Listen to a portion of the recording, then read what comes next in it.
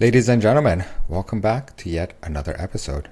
I wanted to share with you a very interesting story that happened during the Million March protest. Of course, I had the opportunity to speak with many people over there, and I gave a speech, and it seemed to have resonated with a lot of people. And after the protest, we marched down to Victoria Park, and people continued chit-chatting. Now, there was a girl over there holding a sign. She looked extremely sad. I wasn't sure what side she was on because nobody was really talking to her and she didn't really seem that vocal. But I just approached her and I wanted to hear a little bit more about her story. And I thought it was very interesting. So she was a mom, and she is a mom actually, but she doesn't have access to her kid, and she says she thinks about it every day. And I found her story was very difficult, and it seems to me like she had some traumatic experiences, and she told me that she identified as non-binary as well.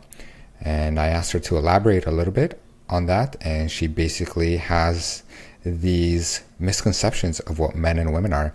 She said that men are basically oppressors and they objectify women and use women for babies and then take them away, basically trying to justify what happened in her position, and that women are weak and that they're usually objectified by men, being taken advantage of.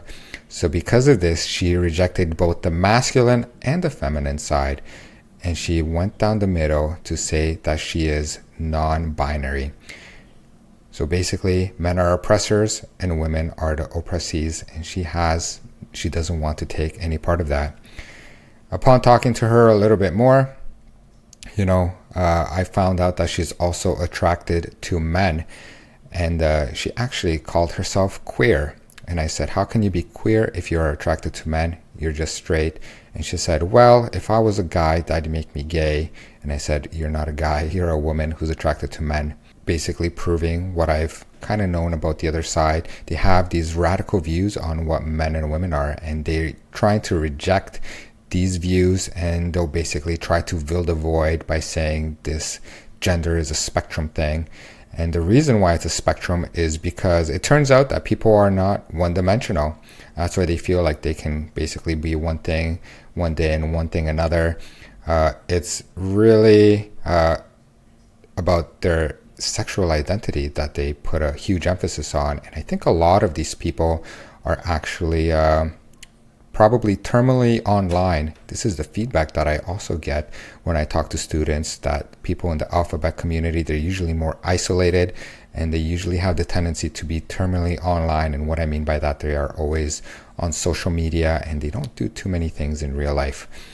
And I think one of the problems with being terminally online is you're susceptible to porn. And porn has a lot of negative brain rotting ideas and radical views about men and women, and I think these views are basically taken from there, or part of them are taken from there and being brought into this ideology. This is why you see a million different things. So I told this girl who's non-binary and a mom that it's okay to be a woman. You can be strong. You don't have to be one-dimensional. There's more to it. This gender fluidity stuff, I said, look, there's more to life than just identifying as something. It's okay to be straight. Your opinions are not hateful or judgmental. It seemed to be a matter where this girl was probably compassionate, maybe a little too compassionate, a little bit more towards the people-pleasing side, where she viewed that if she's not accepting and tolerant, that made her bigoted, and she did not want to identify that because the other group is very hostile towards anybody that doesn't stick to the narrative.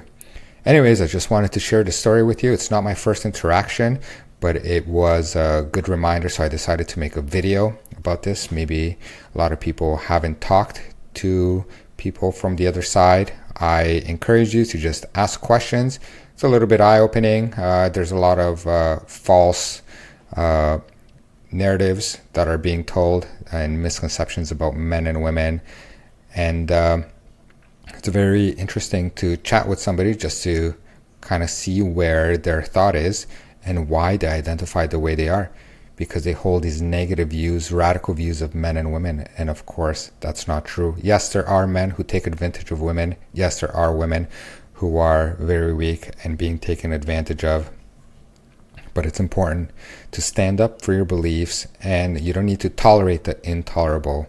You need to stand up for what you believe. I hope you liked this video. Until next time, take care.